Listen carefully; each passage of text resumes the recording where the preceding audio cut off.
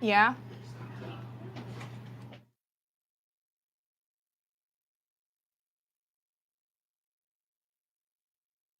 Hey Angela, Yeah? what does an evil chicken lay? I don't know what. Deviled eggs. Seriously? Yep. Let's scramble on over to your pledge.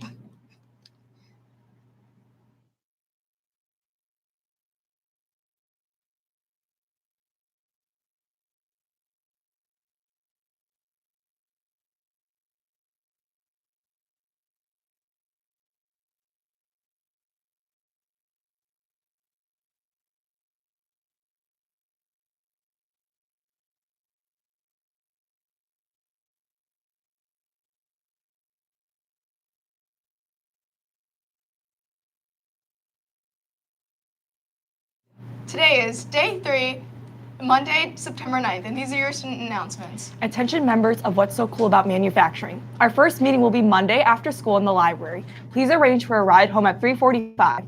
Questions? Please see Mrs. Bulris. Painting Club will start Tuesday, September 17th and end Tuesday, October 8th in Miss West's art room. If you are interested in learning about how to paint and can make it to those 4 Tuesdays, please sign up in Miss West's room. The club is open for all grades. Interested in joining yearbook? Join the Google Classroom by using the code VGO8ZRF to fill out the application. Not everyone that fills out an application will become a part of the yearbook staff. Make sure you check your email to see if you were asked to attend a second round interview.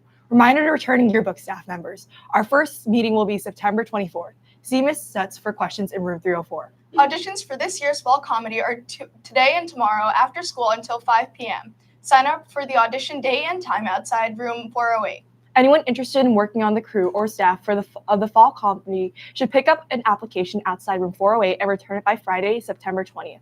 8th graders interested in stage manager should complete an application and return it by next Thursday. There is an NJHS meeting, period 9, Thursday in the office side LGI. Be sure to check in with your homeroom teacher before attending this meeting. Any student who plays piano, bass, or guitar and is interested in auditioning for jazz band this year should see Ms. Troutman in the band room for more information. Auditions will be tomorrow from 2:30 to 4 p.m. Today's lunches: pulled pork barbecue on a bun, baked beans, mixed vegetables, applesauce, and milk. Tomorrow's lunches: hot barbecue crispy chicken strips with sliced bread, steamed broccoli, mixed fruit cup, and milk. Now over to Angela with Your World News.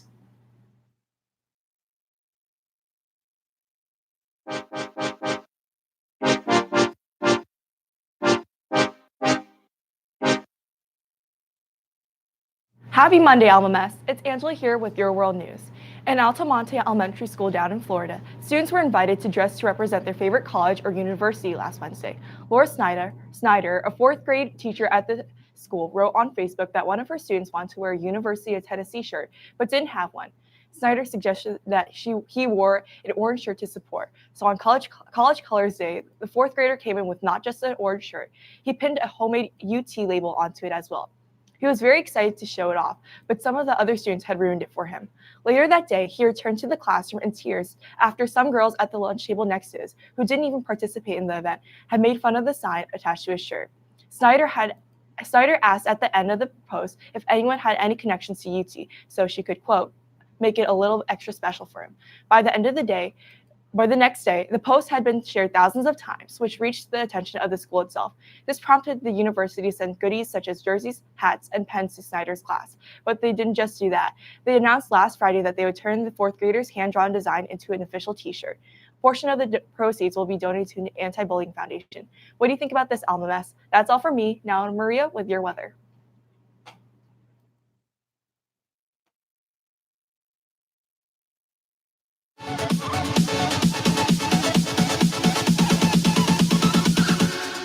Bounds. The high of 73 degrees and a low of 62 degrees, mainly clouds with a couple of sunny specks throughout the day. Perfect day for fuzzy slippers, a nice pumpkin spice latte, warm comfy blankets, and Netflix. That'll be me anyway. I tried to catch some fog earlier. I missed. That's all from me, Elma Mess. Now let's slide on over to Vivian with your sports update.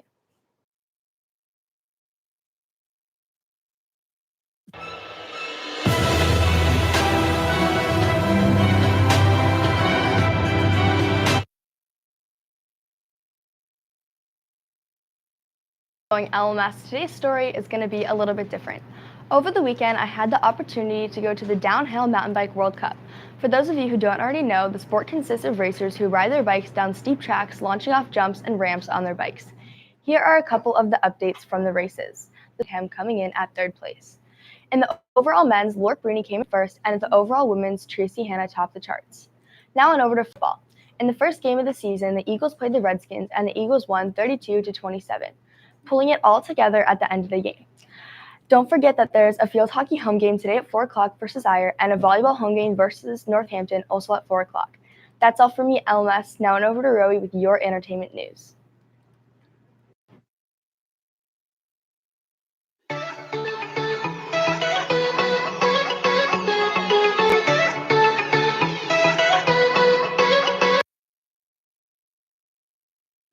Good morning, LMMS. It's Rowie here with your entertainment news. With Halloween not too far around the corner, 2 awesome horror films have just been recently released into theaters. The first one is It Chapter 2.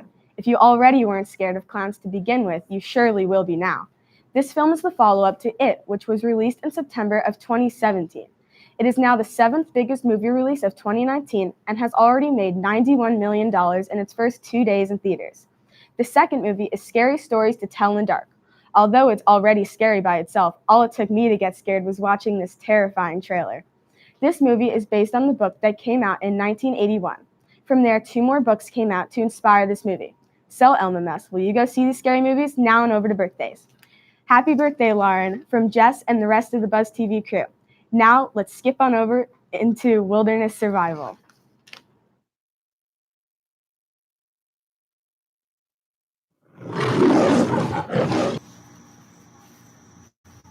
Wilderness survival.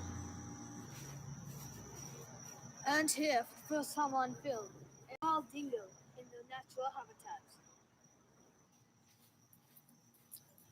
I will now attempt to tame this wild dingo.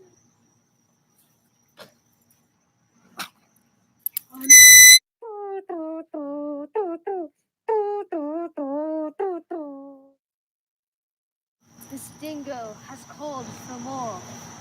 The stampede is coming!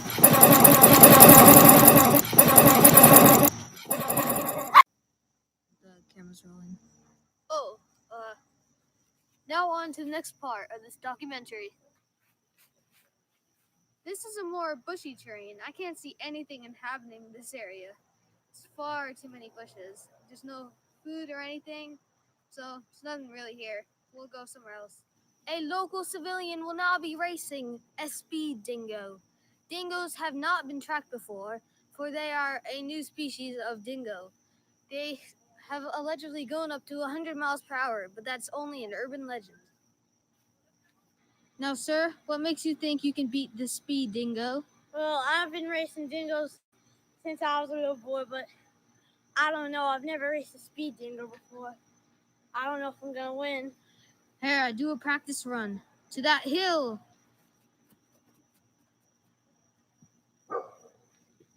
I don't know. That speed dingo's pretty fast. 3, 2, 1, go! Blue shirt guy is in the lead. Oh wait, the speed dingo is coming in for the final run. How's it feel to be outrun by a speed dingo? Well, it's pretty sad. I was outrun by a little doggy, but lost my leg. Just had a little nub, and I fall over a lot. Oh no. The civilian lays unable to move, worn out from racing the speed dingo.